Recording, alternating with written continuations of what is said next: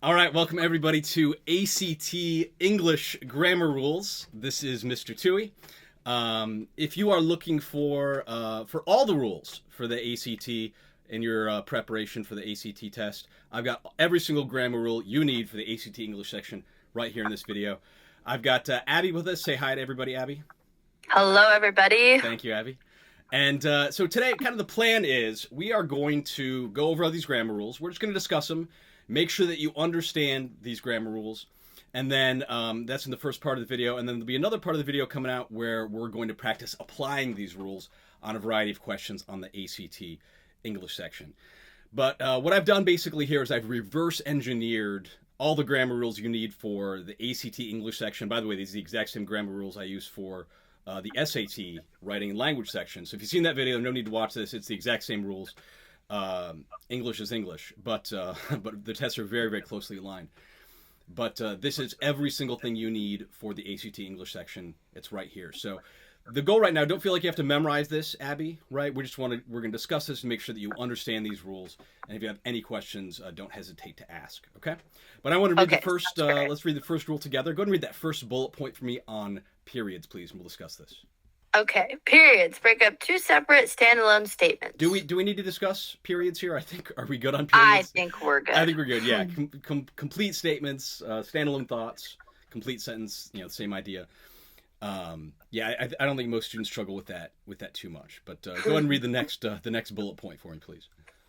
Use commas whenever you need a brief pause. If you don't need a brief pause, leave it out. Should not be used to connect two standalone thoughts. A period or a semicolon must be used. Yeah, notice there's kind of two parts to that comma rule, right? The first part is use commas whenever you need a brief pause, right? And I can really complicate that. A lot of like test prep programs and like prep books complicate the commas a lot, and you just don't need to go there. All you have to do is ask yourself the question: do I need a brief pause here? And if you need a brief pause, you need a comma. And if you don't need a brief pause, then you don't need a comma. And it's literally that simple. So, kind of when you're going through these questions, we'll practice a little bit, sort of hear it out loud in your head and kind of feel the rhythm of the language. And if you just don't need a pause there, you just don't need a comma. And it's that simple. Any questions about that? No, sir. Okay. Now look at that second part of the comma rule. It says should not be used to connect two standalone thoughts. So they call that a comma splice if you separate two standalone thoughts with a comma, and that's not acceptable. So like in the sentence here, after the word thoughts, right? There's a period. If I put a comma there, that wouldn't be acceptable, okay? Because you can't have two standalone thoughts, two complete statements separated by a comma. Does that make sense, Abby? Yeah. Tough to catch, but be on the lookout for that, and we'll see that a bit on the ACT. So go ahead and read the next bullet point here on semicolons. Semicolons connect two related statements that could not still stand on their own as complete sentences. Well, it says that could still stand on their own. Oh, wait. What did I say? I thought I heard could not. Yeah, that's okay. Not a big deal, right? Okay, sorry. But yeah, you're good. So, right, two statements that could stand on their own as complete sentences. So basically anywhere you can use a semicolon, you can also use a period because both the semicolon and the period are for separating standalone statements or complete sentences. Does that make some sense? Yes. Okay. Now, you never really have to use a semicolon, because again, you could use a period anywhere to separate two standalone statements. But sometimes an author wants to highlight the relationship between two standalone thoughts, and then they'll use a semicolon to highlight that relationship. But you never really have to use it. And I would say I rarely see it as a correct answer choice. I'm not saying it won't be correct, but I really rarely see it as a correct answer choice on the ACT or especially on the SAT. But be on the lookout for it, and it's easy to test. Just make sure that you've got two standalone statements being separated by that semicolon, and you can use it. Any questions about the semicolon? No, sir. All right. Sounds good. All right, good. Let's talk about the colon here. Now, this pops up on the ACT quite a bit, and most students aren't super familiar with this. Go ahead and read this one. This is important. Okay. Colons introduce an explanation, description, or a list, even a list of one item. Just don't use after the phrase, such as. Do you want me to keep reading? Yeah, keep reading, please. Okay. It will appear in this order. 1, thing to do, explain / describe. Oh, wait, to be. My bad. Thing to be explained / described / listed. 2, the colon, 3, explanation/description/list. Yeah, so this is, I mean, it's a really, really versatile punctuation mark. Like I said, most students aren't super familiar with this. But let me give some examples of the colon in action. The most common way it's used is for a list. So I could say, I went to the grocery store to buy all the things I needed to bake chocolate chip cookies, colon, butter, flour, sugar, salt, and chocolate chips. Okay? So that's a list of all the items I needed to bake chocolate chip cookies. Notice that it follows this 1, 2, 3 order that you see in the rule, right? The thing to be listed, in this case, all the items you need to bake chocolate chip cookies, and then 2, the colon, and then 3, the list of all the items I needed to bake chocolate chip cookies. Does that make sense, how that example follows that 1, 2, 3 order? Yeah, okay. Colons are cool. Yeah, they are. And I never used them really until I tutored the SAT and ACT, and now I use them all the time. I love them. They're really effective. Now, it could also be a list of one item. So that's kind of a thing, right? You could have like a grocery list with one item. So you could say, I went to the store to buy the only thing I needed to bake chocolate chip cookies, colon, chocolate chips, right? So it's a list of one item. That's a thing. It could also be a description or an explanation. So I could say like, I was looking forward to baking chocolate chip cookies, colon, my favorite cookie of all time. Okay, so that would be a description of chocolate chip cookies, but it still follows that 1, 2, 3 formula, right? The thing to be described or explained, right? In this case, the description of the chocolate chip cookies, then the colon, and then the description as my favorite cookie of all time. Does that make sense, how we use the colon here for an explanation, list, or description? Yes, sir. Great. And we'll see it a lot. We'll get some practice on some of these questions with those colons. If you understand the colon, you also understand the em dash. Okay, so go ahead and read the em dash rule for me, please, because they're interchangeable. The em dash. A single em dash can be used anywhere a colon can be used, following the rule above. However, for a list, description, or explanation in the middle of a sentence, use the double em dash. Go ahead and read that example, please. All of the creative elements of a film, casting, acting, cinematography, effects, and editing, are the responsibility of the director. All right. As I said earlier, the colon and the em dash are interchangeable. At least the single em dash and the colon are completely interchangeable. So all the examples I gave you with the cookies, instead of using a colon, you could plug in an em dash in place of the colon. That works totally fine. Except the em dash can do one thing that a colon can't do. There's a double em dash for lists or explanations or descriptions in the middle of a sentence. Okay, so the example you read of all the creative elements of a film, right? Notice, by the way, that still follows that 1, 2, 3 formula of the colon, right? You've got all the creative elements of a film, right? That's the first thing. And then the second thing is the em dash. And then the third thing is the list of all the creative elements of a film. Still kind of follows that formula. But that description is interrupting the thought. Or sorry, that list is interrupting the thought in the middle of the sentence. So you have to use a double em dash there. Because so it's almost like parentheses in a way. Exactly right. I was about to mention that as well. Yeah, it's pretty much interchangeable with parentheses. They don't test parentheses a ton on the ACT. I have seen it a bit, right? So know that. Do know that. Very rarely on the SAT do you see parentheses. But that's basically, you could use parentheses there as well. And the em dash is just cooler. I think so. I like it. I use both parentheses, but it is, it's pretty handy.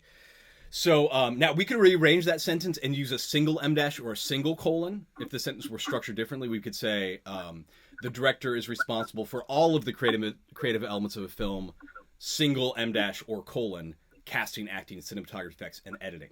That would be fine.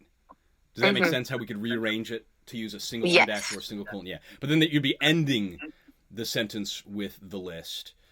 Not interrupting, the thought in the middle of the sentence. Yeah. And that's why you have to use the double em dash here. Does that make sense? Gosh. Yes, sir. Okay. And that's like it for punctuation, essentially. We're gonna be able to cover we're gonna be able to cover every single grammar for the ACT here in like 45 minutes. So good. All right.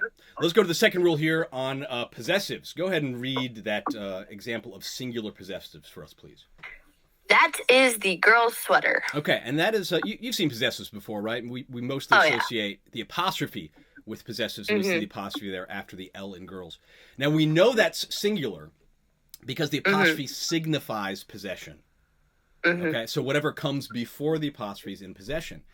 In this case, the word girl is before the apostrophe, so the girl, singular girl, is in possession of a sweater. Does that make some sense? Mm-hmm. Yes, sir. Okay. Now, if the apostrophe were after the S in girls, that would be multiple girls in possession of a sweater. That would be plural possessive.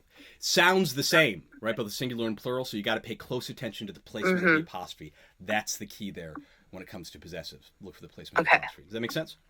Yes, sir. Go ahead and read the plural example for us. The boys' favorite game is football. Okay, there you go. And notice, once again, the apostrophe comes after the S in boys, so we know the boys, plural, are in possession of a favorite game, right?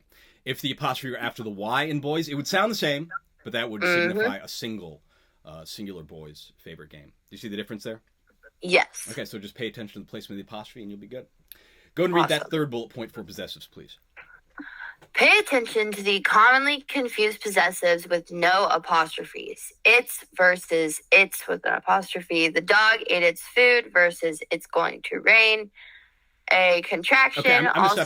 stop real quick. Okay, so there's a couple possessives that don't have apostrophes, and this really throws students off. Heck, this throws me off. I'm just gonna be straight with you. When I'm texting, I mess this up, man. Everybody messes this up. It just happens, okay, and that's okay. Okay. But pay close attention to these three examples of possessives with no apostrophes. Okay.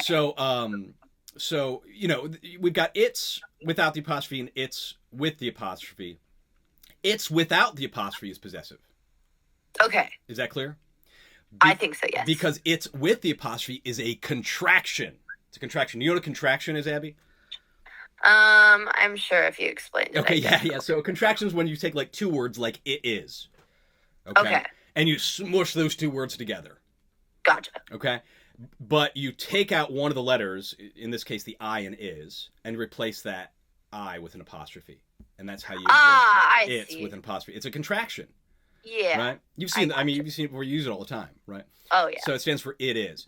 So so to avoid confusion here, the it's without the apostrophe is the possessive form. Okay? So how do you know, it is. Yeah, right. Yeah. So how do you know if you're using the right form? If you see it's with an apostrophe, just read it as it is. Okay. So let's look at the example here of it's going to rain, right? You could read that as it is going to rain. I see. And that should make sense. But if in the dog example, if it's had an apostrophe here, you'd read it as the dog ate it is food, and that doesn't make any sense. So break it up into the two words. If you see it's there and your with the apostrophe, so break it up into they are and you are and it is to test if you're using the right form. Does that make some sense? Yes, sir. Yeah, but the possessive form it's there and your do not have apostrophes. Okay. Any questions about that? No, sir. Sounds good. Great. Let's go to the third rule. We're cooking here. Choosing the right word in context here. I'm going to skip the first two bullet points on transition words. We're going to go over that part of the rule when we see a question on the ACT. It just makes more sense to kind of hold off and do that when we see a question. Let's go to some of the commonly confused words that they like testing on. Okay. Go ahead and read that first pair for us. Accept versus accept. Okay, they sound pretty similar. You know the difference between those two words, right? Yes. Can you use accept with an A in a sentence? You were there to accept the award. Yeah, accepted the award. Was there you accepted the award, right? You received something, right? Notice that to accept there, it's a verb. Okay, it's a verb. Yep. It's an action. So the rule here, really, for these first three pairs of words is A for action. A for action. Yep. If it's a verb form, you have to use the A form of the word, right? And then accept would be like, I like all types of ice cream except Rocky Road or something like that. Gotcha. Right? You're talking about exception to something, right? The next one is the trickiest. Everybody messes this up. Yes. It's okay. I got to think about it sometimes too. Affect versus effect. Can you use affect with an A in a sentence? Do you think you can do that? Affect. Yeah. Just make sure it's an action. Make sure it's a verb. I was affected by the fact that this person got hit by a car. Sorry. yeah. Okay, great. That's a very morbid example. Yeah, but it works. It works. I love it. You're affected by somebody getting hit by a car. Not to mention the person getting hit by the car probably also affected. But like the disease affected my health or my energy. Right there you go. Okay. So, but there it's doing something, right? The car affected the person, or the car accident affected you, right? It's an action in those examples. Does that make sense? Why you have to use the A form? Sir. A for action, right? And then affect with an E is not an action. It's a thing. Do you think you can use effect with an E in a sentence?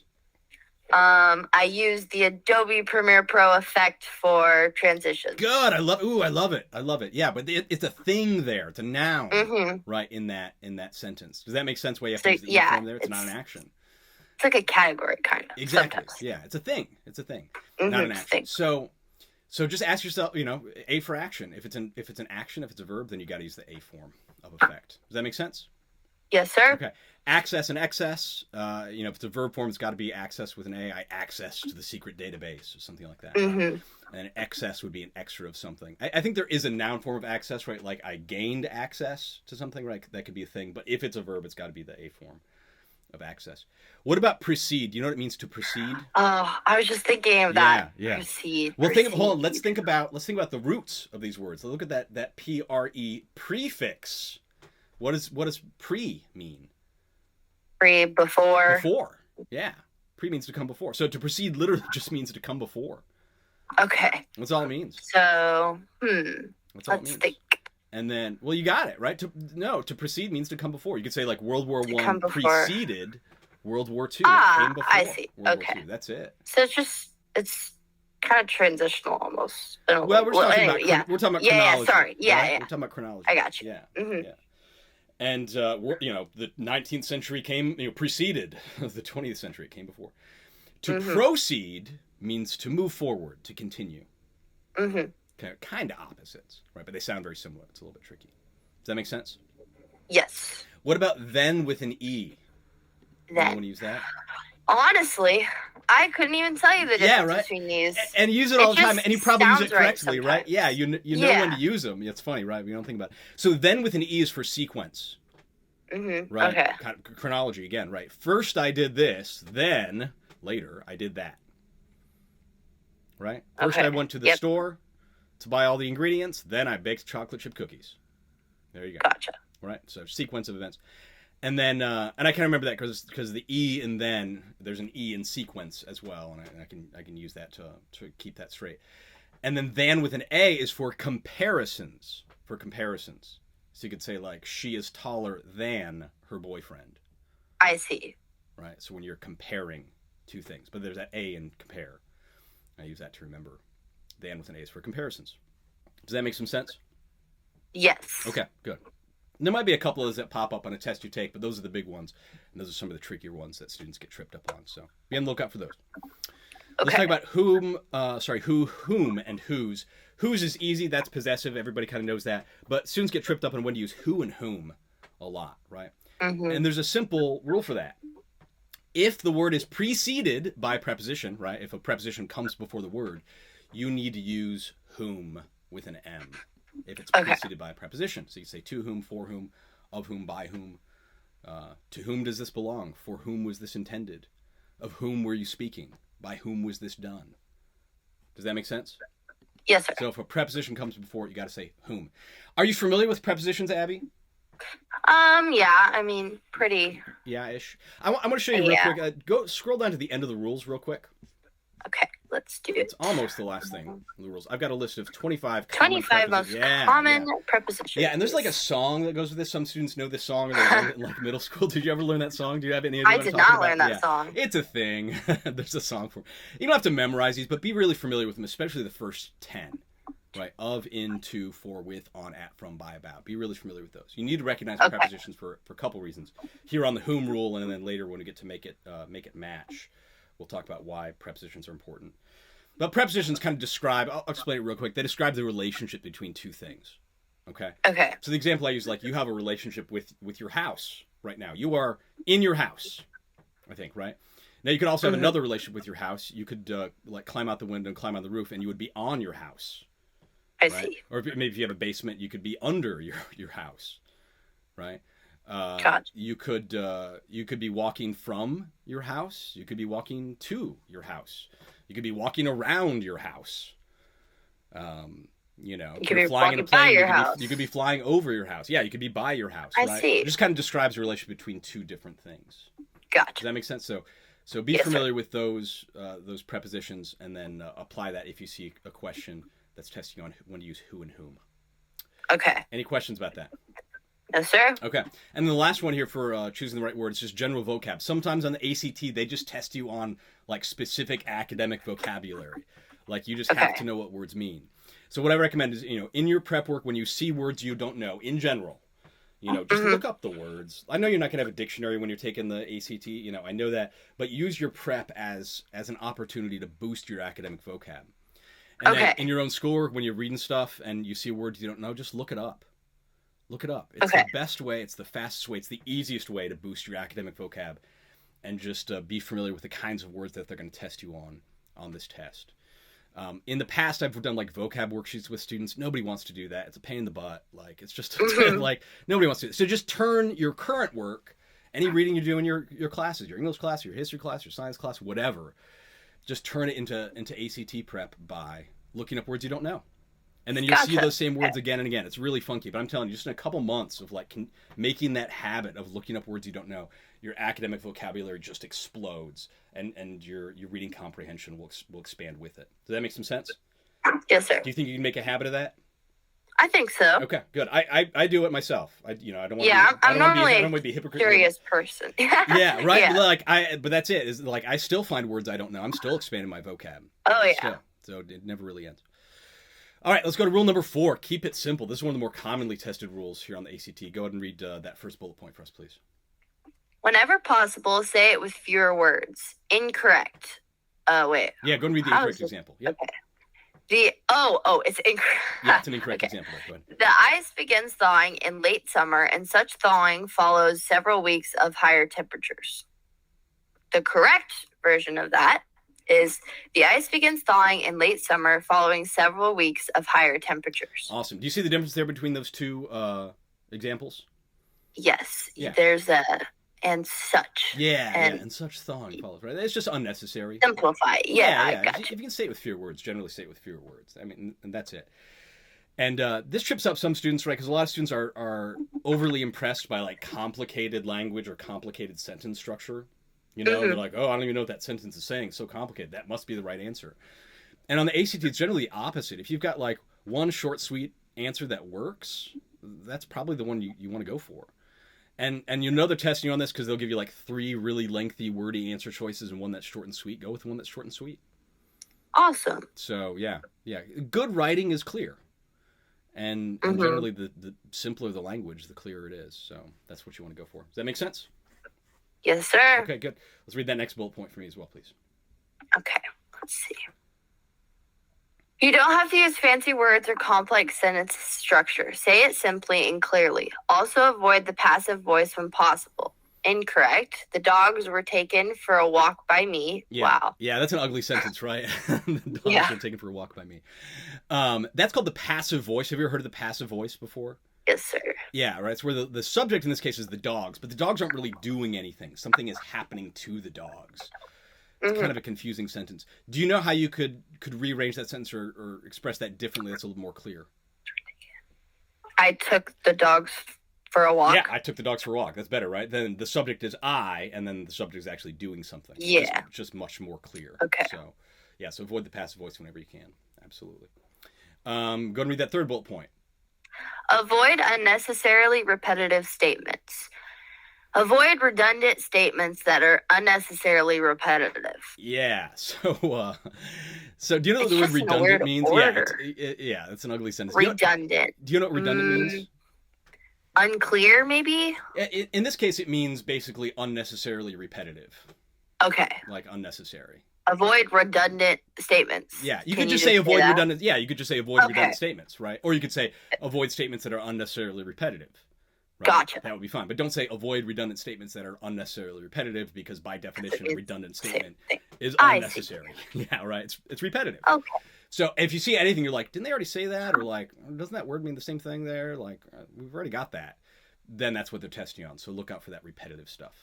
Gotcha. This is like cheat sheet for this. That's exactly what this is. This is literally every single thing you need to know. It's right here, right? And it's funny because awesome. We're chatting a little bit earlier, before the recording, and you said like, yeah, you kind of know what the right answer is sometimes, but you don't know why.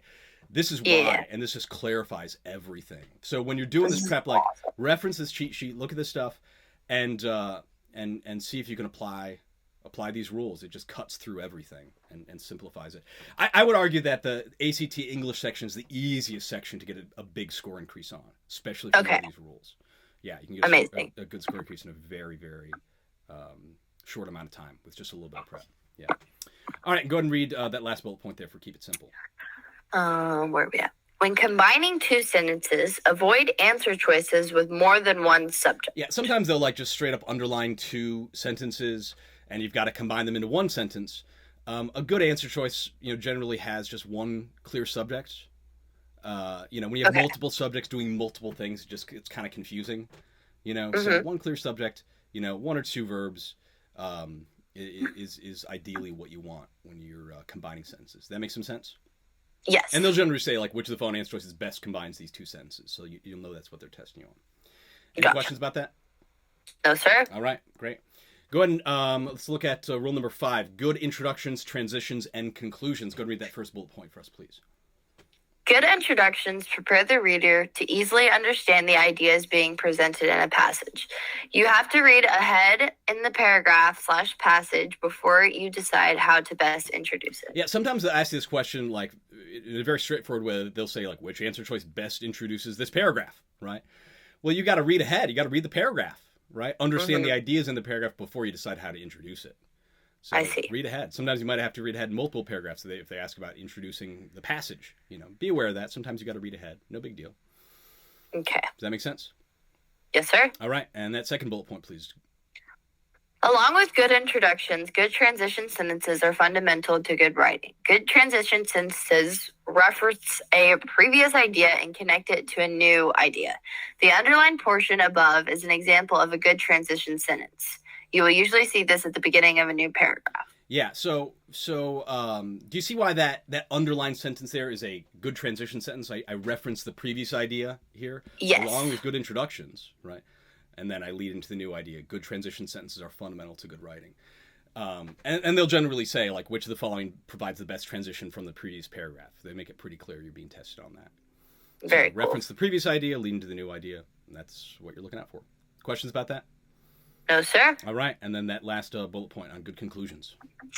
Good conclusions summarize the main point of a passage or article. Reread the title and the first paragraph of the passage to find the main idea. Yeah, generally the main idea is in the first paragraph, toward the end of the first paragraph, kind of like a thesis statement, something like that. Yeah. So sometimes you got to go back, right? If we're talking about the main point, don't just go with the most recently discussed idea that may or may not be the main point. So kind of go back, scan through, or focus on that first paragraph, where generally the main point of the passage is. Does that make some sense? Yes, sir. All right, we're flying through this. You're doing great. Let's go to rule number 6: backup claims with relevant evidence. Go and read that first bullet point for me, please. Carefully study all graphs starting with the title, Y and X axis, and key. Yeah, this probably applies more to the SAT. There's more graphs and charts on the SAT writing and language section than the ACT English section. So I'm not too worried about this right now, but that is kind of a graph analysis method. I recommend following that. And of course, that works on the ACT math section and the ACT science section, where you do see a lot of graphs and charts. But kind of go through that process. Start with the title, the Y and X axis, look for a key, and then lastly, look at the data. And that kind of increases the accuracy and the speed of your graph analysis. But we might cover that more on some ACT math videos or ACT science videos coming out a little bit later. Go ahead and read that second bullet point for me, please. Supporting claims with specific evidence is a good idea as long as it's relevant. Yeah. So, if you could say, for example, more people prefer eating hamburgers to hot dogs. You could make a claim, okay? But if you can support that claim with specific evidence, according to a recent study, 75% of respondents prefer eating hamburgers to hot dogs. If you've got specific evidence to support a claim, you always want to go with that. It's always a good idea, as long as it's relevant, right? Relevant means directly related to the main point. Okay. Does that make some sense? Yes, sir. So if you have that option, use specific evidence. Always go with it. Gotcha. And then that last bullet point. Providing examples or definitions of technical or unfamiliar terms is always a good idea, too. Yeah, some of these passages get real specific, and if you see a term that the average reader isn't familiar with, you're going to want to define it, or you're going to want to provide some example of it to make it really clear. Gotcha. Does that make sense? So just ask yourself, okay, is this something the average reader knows? And if not, you want to provide a definition or an example. Okay. Any questions? No, sir. Sounds good. All right. Rule number 7. This is my favorite rule. They don't test on it a ton, but I do see it pop up a bit on the ACT. Okay. It's avoid misplaced modifiers. Are you familiar with what a misplaced modifier is? Have you heard that before? Misplaced modifier. You can say no if your answer's no. I've definitely heard it. Yeah, and yeah. I'm sure I've learned of it, but I forgot. Yeah, no problem. So a modifier is a modifying phrase. Modifying or a descriptive phrase. Okay. Same thing, okay? And so a misplaced modifier is a modifying phrase, a descriptive phrase in the wrong part of the sentence. Okay, so go ahead and read that first bullet point. I think it's going to make sense here. The modifying, aka description, phrase must always come immediately before or immediately after the word it is modifying. Okay, and go ahead and read that incorrect example for us, please. Blazing through the night sky for brief periods of time, humans have long been fascinated by comets. Okay, I'm going to stop you real quick. Do you see the modifying or descriptive phrase in that sentence, Abby? Okay. Blazing through the night sky for brief periods of time, humans have long been. So is it, when you say phrase, is it like 2 words? Is it like 3 words? Well, it's a chunk of words here. It's more than 2 or 3. Okay. Here. Yeah. Blazing through the night sky for brief periods of time. Yeah. Okay. That seems unnecessary. So I'm gonna. Oh, you're saying the modifying. The modifying phrase. Yeah. That's the modifying phrase right there. Blazing through the night sky for brief periods of time. Yeah, because they're describing. Someone or something is blazing through the night sky for brief periods of time. Does that make sense? Yes. Okay, good. Definitely. Now, there's a problem here. This is why it's the incorrect example. The thing that follows that descriptive phrase is humans. Mm-hmm. So that sentence is suggesting that humans are blazing through the night sky for brief periods of time. Gotcha, because blazing is kind of been highlighted. Humans are probably not blazing through the night sky for brief periods of time. Yeah. Not likely. So, and it's funny because a lot of students read that sentence and they're like, our brains are great. We can kind of figure out what's going on. We're like, oh, they must be talking about the comets, right? You can kind of figure it out. But that sentence structure suggests that humans are blazing through the night sky for brief periods of time. Because the word humans follows the descriptive phrase. So read the correct example. I think it's going to be a little more clear. Blazing through the night sky for brief periods of time, comets have long fascinated humans. Okay, and you see the word comets now follows the descriptive phrase. Okay. Yep. Gotcha. Yep. Makes sense. You could also, rearrange it so you'd have the descriptive phrase at the end of the sentence, and that would have been fine. You could say, humans have long been fascinated by comets, comma, blazing through the night sky for brief periods of time. That would be fine, but again, the descriptive phrase is right next to the word being described, the comets. Gotcha. So either way, just make sure that descriptive phrase is coming immediately before or immediately after the word being described. Questions about that? No, sir. Okay. All right. We're rocking and rolling. Rule number 8, make it match. Now this rule has the most elements to it. It's also one of the most commonly tested rules.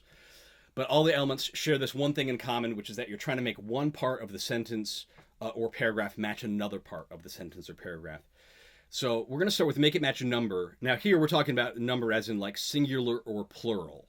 Okay? If you have a singular subject, you need to have a singular verb. If you have a plural subject, you need to have a plural verb. Does that make some sense? Gotcha. Yes. Okay. So go ahead and read that example there for make it match a number. A pack of wild wolves is roaming through the neighborhood. Okay. So you got to make the subject, right, the number of the subject, singular, plural, match the number of the verb. My first question here, Abby, is what is the subject of that sentence? The pack of wild wolves. The pack of wild wolves. You're absolutely right. We could say just a pack, right? A pack, yeah. Yeah, but it's true, right? There's this prepositional phrase. This is where prepositions pop in, come into play again. Of wild wolves describes the pack. Gotcha. And is pack singular or plural? It is. It's a tough question. It is because it. How many packs are we talking about? Literally have to think about it. How many it is singular. It's singular, right? We're talking about one I thought pack, it was. right? Okay, yeah, packs with an S would be plural.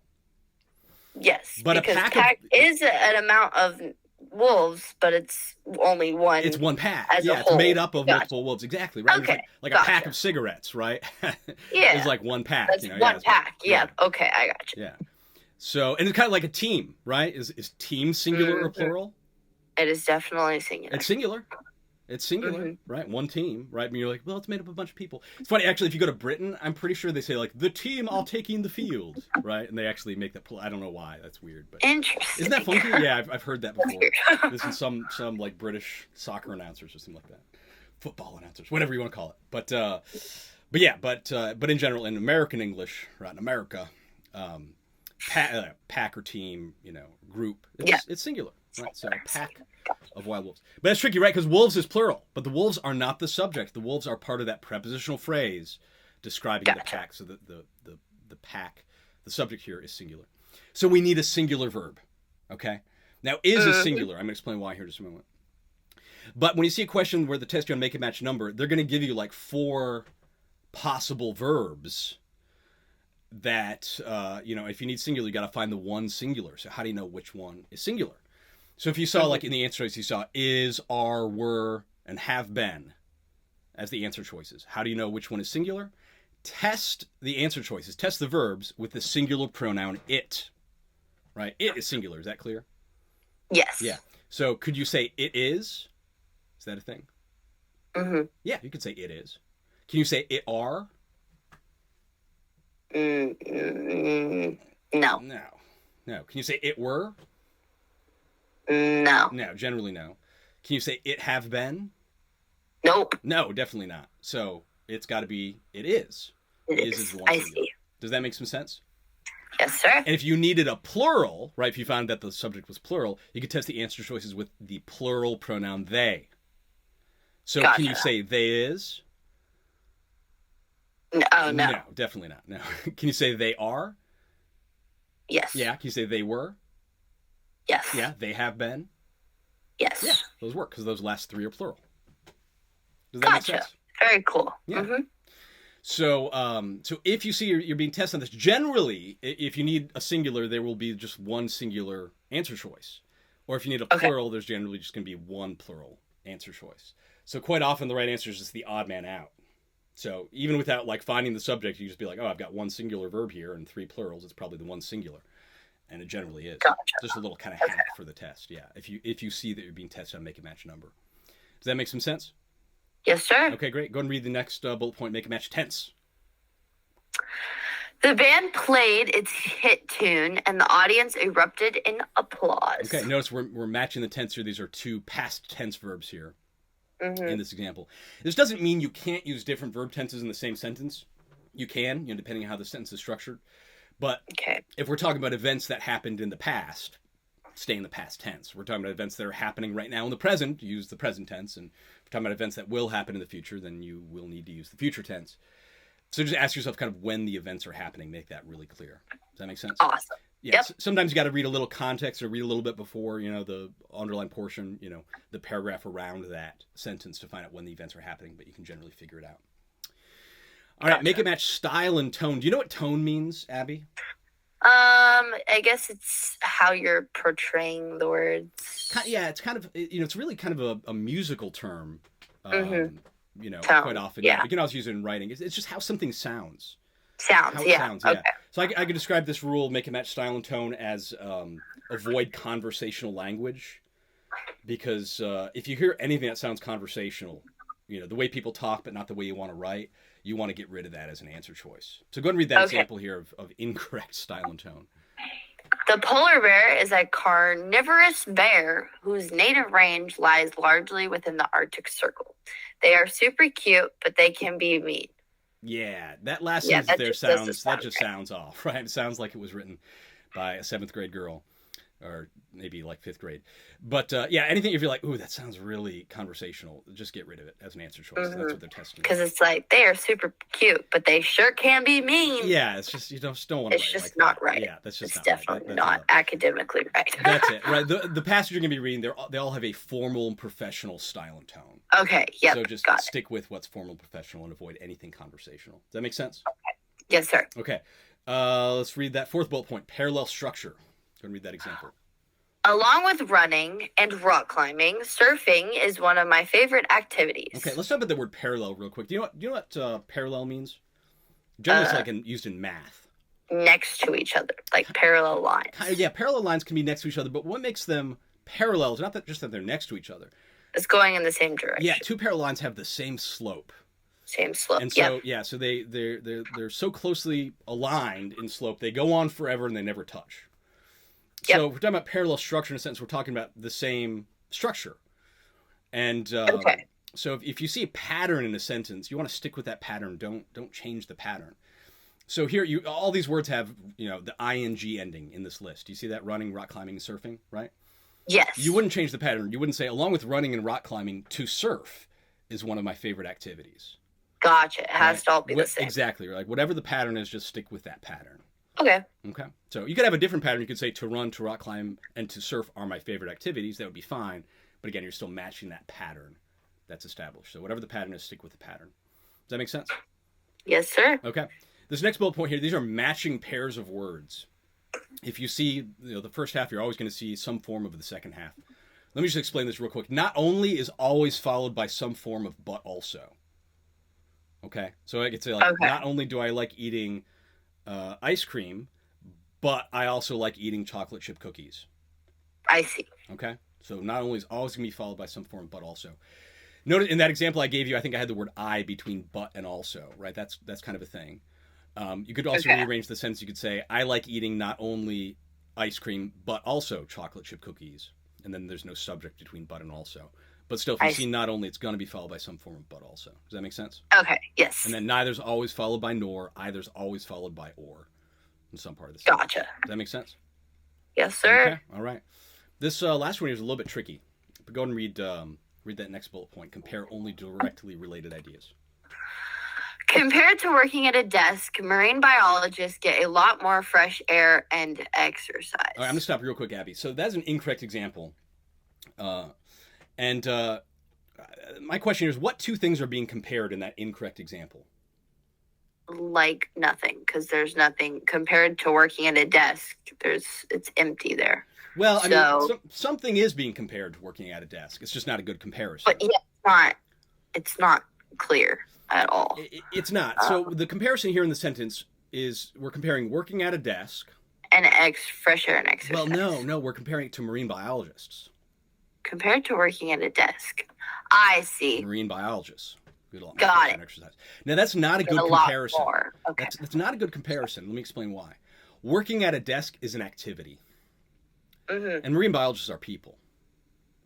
Yeah, okay. It's not a good comparison. Yeah. Okay, now, I see. You could compare two activities, or you can compare two people, but don't compare an activity to a person. That's kind of weird.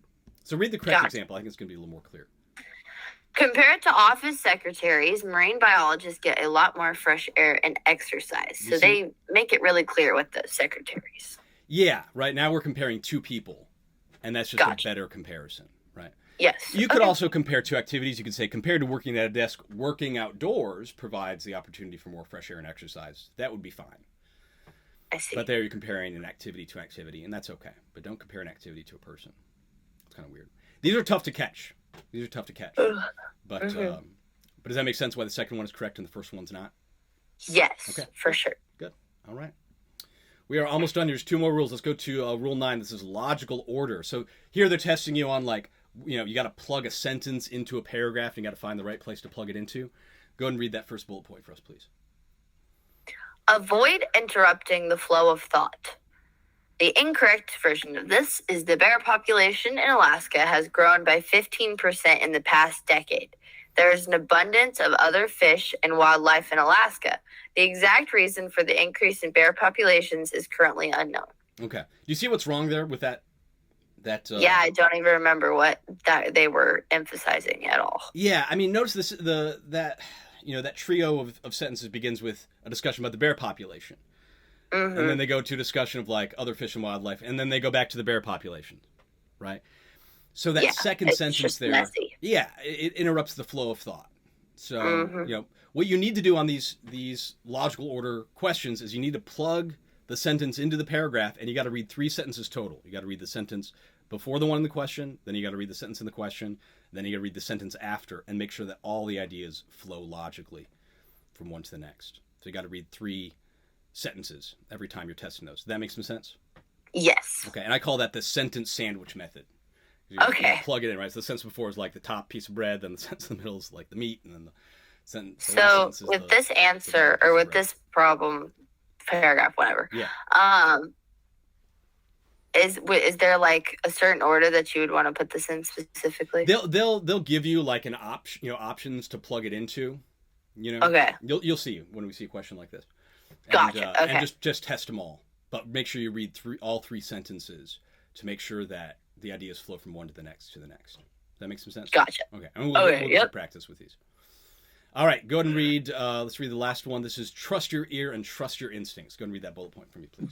You may not always know the exact rule that applies. Furthermore, there are a number of conventions of good writing that don't fit into perfect categories.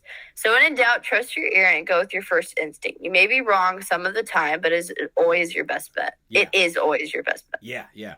So at this point, we were talking about this a little bit before the recording, right? That like sometimes just going with your instincts works. It's great, right? Mm-hmm. It doesn't always work though, right? If you know the rule, if you can be like, oh, there has to be, keep it simple here, just apply the rule, right? It's like, oh, it's make it match the number, you know? Okay, apply the rule, right? Because there's some things that might sound okay to you that aren't right. You know, like going back to the make it match a number example, right? If you heard a pack of wild wolves are roaming through the neighborhood, to some students that sounds good, right? Because you hear wolves are roaming, and it's like, oh, that sounds okay, but it violates the rule, right? So, so if you know the rule, apply the rule. But if you're reading, you're like, I'm not sure what the rule is, but like these three answer choices sound like crap, and this one sounds all right. Go with one that sounds good. Your instincts are a really helpful tool, especially when it comes to conventions of English. Sometimes there's just certain phrasings that are acceptable in English, and other phrasings that aren't. And you know, you just got to go with your gut instinct on those. Go with what feels the best. And it's funny because you've probably heard, you know, some of those phrasings before in your own reading, you know, somewhere years ago or something like that. So you might be like, that sounds familiar. That sounds like that might be okay. You know, go with it. You know, if you don't know the rule, it's going to be your best bet going with your first instinct. Does that make some sense? Yes, sir. Okay. It's not perfect, but it is your best bet. Okay. That's it. That's every single grammar rule you need to know for the ACT. We got it covered here. In the second part of the video, we're going to practice applying these rules to some ACT English questions. So be on the lookout for that video. I'll probably have it linked here in the description, or yeah, you'll find it. So anyway, all right, Abby, you have any questions for me? No, sir. Okay. All sounds good. Awesome, great work today. And let's practice those applying these rules here in the next video. I'll see you soon, Abby.